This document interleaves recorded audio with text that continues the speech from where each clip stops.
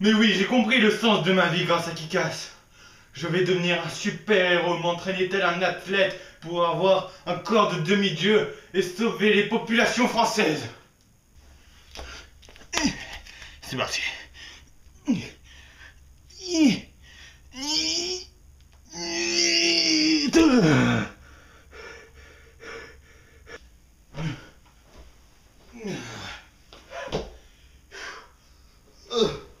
J'adore le sport, moi.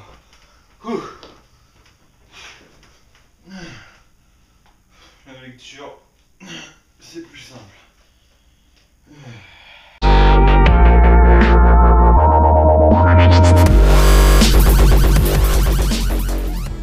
Salut à tous et à toutes et bienvenue dans cette nouvelle vidéo. Aujourd'hui on se retrouve dans le vlog 7. On va donc parler de Kick-Ass 3 partie 1, le comics. Et en ça je vais répondre à vos questions et conseils que vous m'avez mis en commentaire. Donc on va tout de suite commencer avec TeleLego45 qui m'a mis dans le vlog 6 The Amazing Spider-Man, le dessin d'un héros. À un moment dans l'introduction on voit un mock derrière moi, il me demande ce que c'est. Donc je vous prends une image ici même. Donc c'est un mock, je sais plus sur quelle planète ça se passe, je m'en rappelle juste que c'est une bonne annonce de la WTOR que j'avais repris avec Darth Malgus. J'ai fait plusieurs petits détails, on va dire, avec la roche, les arbres, la neige, voilà tout ça. Ça m'avait pris pas beaucoup de temps, vu que c'était plutôt petit comme format, et je trouvais ça plutôt sympa à faire. Voilà. Donc c'était sûrement le dernier mock que j'ai fait. Voilà. Donc ça m'étonnerait qu'il y ait de nouveaux mocks d'ici là. Je pense même pas qu'il y en aurait, mais bon. Au cas où. Donc Legoman qui avait réagi à ma vidéo. Donc je lui avais déjà répondu à une chose, mais c'est pas autre chose là. Donc bref, sinon, bon, ton opinion parfois d'argument, mais dans l'ensemble, on est du même avis. Excusez-moi. Donc si je manquais d'arguments, c'est que je fais la vidéo avec SWLM et à la base je l'avais prévu de la faire toute seule cette vidéo. Même l'introduction je comptais la faire avec un doublement de personnalité en fait. Un truc qui aurait rajouté une petite touche humoristique. Mais vu que SWLM était là pour faire la vidéo, je me dis pourquoi pas le prendre. Donc ce qui fait que quand j'étais avec SWLM, j'ai fait absolument tout ce que je voulais dire. J'ai perdu tous mes arguments, j'ai juste su citer les films, des acteurs, puis quelques trucs comme ça, mais non, j'avais prévu plein d'autres choses et c'est assez dommage. Mais bon, c'est pas grave, normalement je pense que d'ici, quand même dans beaucoup de temps, mais il y aura sûrement une vidéo analyse sur Spider-Man un de ces jours, ou sinon dans moins de temps, une vidéo analyse des films de Spider-Man, parce que comics, comme vous le savez, ici il y en a à peine que 4. Donc c'est pas super utile, alors que pour Watchmen j'ai tout, et Kick-Ass aussi j'avais tout, et Django Fett aussi. Donc voilà, on va tout de suite passer donc maintenant à Kick-Ass 3. Qu'est-ce que je pense de ce comics? Donc ce comics est tout simplement énorme. Vous savez pas depuis combien de temps je l'attends ce comics. Ça fait depuis que j'ai terminé de lire Kick-Ass 2 qui est juste ici, et Girl aussi, enfin tout ça, bref c'était vraiment... C'est vraiment la série de comics actuelle que j'adore relire. C'est pas mon comic préféré c'était Watchmen. Et ici, là, il y a au début Before Watchmen, bref. Alors, je préfère Watchmen. Before Watchmen, c'est un peu en dessous que Kick-Ass quand même. C'est vraiment la série que j'adore suivre. Donc voilà. Donc ceci c'est que la partie 1, il n'y a pas la partie 2. Donc pourquoi j'ai pas acheté la version de luxe alors que j'ai que les versions de luxe? En fait, c'est passé comme ça. Je suis arrivé dans le magasin de comics et là... Coucou toi. Oui, c'est bien la BD qui te parle. Oui, c'est Kick-Ass 3. Tu sais, tu m'attends depuis si longtemps. C'est bon, n'achète pas Batman Year Round. Allez, tu vois combien t'as 20 €. Je coûte 14 €. Allez, achète-moi. Mais on s'en fout de la version de luxe, putain. Tu m'attends depuis si longtemps. Tu te rappelles pas des annonces sur les sites de comics? Hein? Oui, c'est bien moi. Tu m'as vu en version VO. Maintenant, je suis en version VF. Allez, achète-moi. Bon ok, c'est bon, je t'achète. Autant vous dire que pour moi c'était inconcevable de pas l'acheter. Je savais qu'il était là, que je pouvais le lire, mais que je voulais attendre les versions de luxe pour l'acheter. Juste pour que ça fasse plus beau dans ma bibliothèque. Et non, je l'ai vu, j'étais obligé de l'acheter parce que c'est vraiment l'une des séries que je préfère en comics. Donc on se retrouve donc avec John Romita Jr. au dessin et Mark Millar au scénario. John Romita Jr. qui est le fils de John Romita. John Romita qui a travaillé avec Stan Lee, John Romita Jr. qui a travaillé sur World War Hulk, Daredevil, enfin plein de trucs. Et Mark Millar qui a travaillé sur Civil War, enfin qui a fait Civil War. Et a fait aussi Marvel Zombie, voilà. Donc c'est deux très gros auteurs.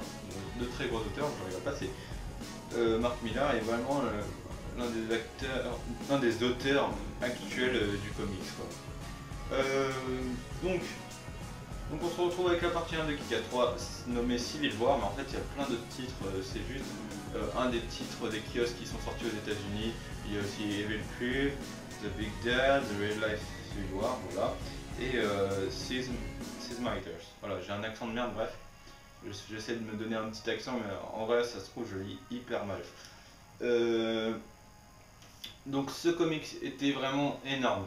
Donc le scénario raconte en gros ce que devient Kick-Ass après les événements de Kick-Ass 2 et Hit Girl aussi. Bien que dans le film Hit Girl se casse, mais dans Kick-Ass 2, à la fin de Kick-Ass 2, il se passe autre chose.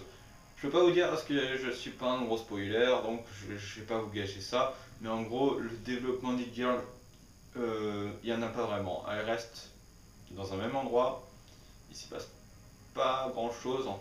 Et moi ça m'a fait beaucoup fait référence, à Watchmen avec une scène de Rorschach. Voilà, pour ceux qui ont lu le comics, ils verront de quoi je parle, sinon pas du tout. Enfin bref. Donc on y suit Kick-Ass comme je disais, donc il mène désormais des opérations de héros avec sa Justice League et est vraiment devenu un super-héros. Donc on va parler vite fait du développement de chacun des personnages. Donc Hit Girl, comme je vous l'ai dit, il se passe pas grand chose, ce qui est assez dommage, mais ça reste tout de même un super personnage.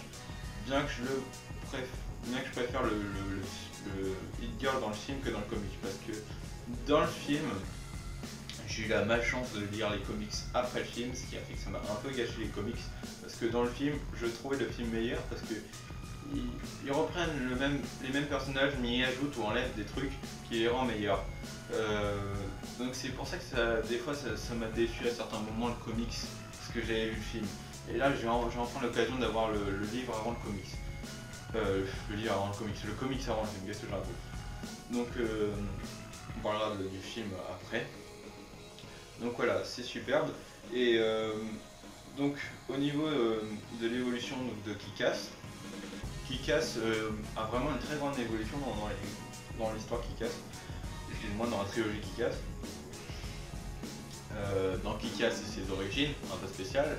Dans Kick-Ass 2, c'est le développement du personnage, comment il va devenir vraiment le super-héros. Et dans Kick-Ass 3, c'est vraiment les actions du super-héros. Toujours avec une évolution en parallèle où Kick-Ass fait Kick-Ass, péripétie, arrête de devenir Kick-Ass, Kick-Ass. Sauf dans Kick-Ass 1, mais dans le film ils le font. Donc c'est comme si on partait d'un point A, qu'on faisait baisser tout ce que tu veux, et qu'on revenait au point A au final. C'est un petit défaut que je reprocherais, mais en même temps ça pourrait pas faire avancer l'histoire du super-héros lui-même. Donc voilà pour le développement des personnages. Contrairement au titre, il n'y a pas du tout de Civil War. Civil War c'est en gros c'est une référence en plus au comics créé par Mark Millar. Donc Civil War en gros c'est la guerre des super-héros. Dans ce comics là on n'a pas du tout de guerre de super-héros. L'affiche est assez trompeuse. Enfin une des previews que je vous mettrai ici. Voilà. Comment ne pas vous spoiler cette histoire. Donc c'est pour ça que je ne vais pas trop me mettre vous parler du scénario, parce que n'importe quoi de ce que je vous dirai va vous spoiler, parce que surtout la plupart des gens ont vu le film et pas le comic, et ceux qui veulent se mettre au comics, si je dois en parler, je vais être obligé de spoiler. Donc voilà, on a parlé du développement des personnages. Les dessins, j'adore le style de John Romita Jr. Vraiment, dès que je vois une affiche comme ça, ou encore une affiche telle que celle-ci, je veux que lire ce putain de comics. Même si ça fait 4 fois que j'ai lu, dès que je vois cette affiche, cette cover, excusez-moi, j'ai envie de le lire. J'adore le style de John Romita Jr. ça convient parfaitement à Kick-Ass. Les couleurs en plus sont plutôt assez colorées dans Kick-Ass. Ça correspond parfaitement au personnage et j'adore les dessins. Avant j'étais un peu réticent quand je les ai vus, tout ça, je disais là, ça ressemble pas beaucoup au film. Et en vrai non, c'est vraiment... J'adore ce style de dessin maintenant. En plus c'est un rare auteur qui arrive vraiment à personnalifier ses dessins. Dès que vous voyez un dessin de John Romita Jr., vous voyez directement que c'est John Romita Jr. Sinon, Mark Millar, petite anecdote, Mark Millar, en fait, s'est inspiré de lui-même pour faire cette BD. Bon, enfin, normal, chaque auteur met de lui-même pour faire une BD, mais c'est-à-dire que Mark Millar lui-même, étant plus jeune, m'avait fait un projet avec un ami de devenir un super-héros de la vraie vie, et il ne l'a pas fait. Dire qu'il y a vraiment des super-héros de la vraie vie, hein, mais ils ont l'air plutôt ridicules. Donc il a inventé... voilà, c'est enfin sorti, excusez-moi. C'est enfin... Non, qu'est-ce que je disais? Bref. Mark Millar, oui.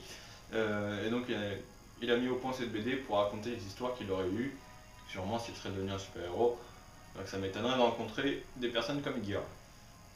Bref, donc je voulais vous parler vite fait du film Kick-Ass 3 parce que c'est assez inquiétant, jeunes amis, car il n'y a encore aucune annonce de Kick-Ass 3, ça m'énerve, j'ai rien de voir une annonce de Kick-Ass 3 le film, et il n'y en a pas. Parce que les derniers trucs qu'on a entendu parler de Kick-Ass 3 le film, c'était pour la sortie de Kick-Ass 2 où Mark Millar disait qu'il voulait avoir le film Kick-Ass 3 et c'est pour ça qu'il travaille sur la BD. Et normalement, le film et la BD travaillent en même temps et se développent en même temps. Alors que là, on n'a encore aucune annonce alors que Kick-Ass 3 est déjà sorti en France, alors que Kick-Ass 2 est sorti quelques mois avant la sortie du film. Donc voilà, ça m'inquiète un peu, surtout que les acteurs grandissent vite, tels que Chloé Moretz qui joue dans plein de films maintenant. Je pourrais pas vous... Si, il y a... Non, j'ai oublié. Des films pas très intéressants en fait, ça me donne pas trop envie, c'est l'air d'être assez des films pas très divertissants. Ah si, If AST, voilà, qui a l'air d'être un film, je sais pas, ça m'intéresse pas du tout, ça fait limite un peu girly. Enfin, c'est pas girly, c'est pas dans l'esprit fille kikou, mais plutôt histoire tragique pour les meufs dépressives, quoi. Donc ça me donne pas trop envie de regarder, mais j'adore quand même Chloé Moretz, j'adore pour les films Let Me In, Kick-Ass et Carrie. Là elle démonte dans ces films, là dans les films où je la vois c'est pas très intéressant. Mais voilà, j'ai vraiment envie de la voir dans Kick-Ass 3, j'ai vraiment envie de voir ce film. Surtout que c'est vraiment... Pour moi, c'est vraiment mes films de divertissement préférés. Je peux les voir autant de fois que je veux, je m'ennuierai jamais. Voilà. Donc voilà, je vous conseille vraiment Kick-Ass 3 qui coûte, partie 1 qui coûte 14€. Ouais, c'est un peu cher, je dois avouer. Mais bon, c'est des comics, quoi. Et donc, voilà, si vous voulez avoir la suite de Kick-Ass, je vous conseille, et je vous conseille même tous les autres comics parce qu'ils sont vraiment énormes, c'est vraiment du très bon travail. Donc voilà. On se retrouve très prochainement sûrement pour X-Men Day of the Future Past. Ça se trouve je serai encore avec SWLM. Et donc aussi il y aura peut-être une vidéo sur les nouveautés Star Wars. Et donc si je ne l'ai pas sorti d'ici là, la vidéo analyse de Watchmen. Voilà, donc à plus et que la force soit avec vous.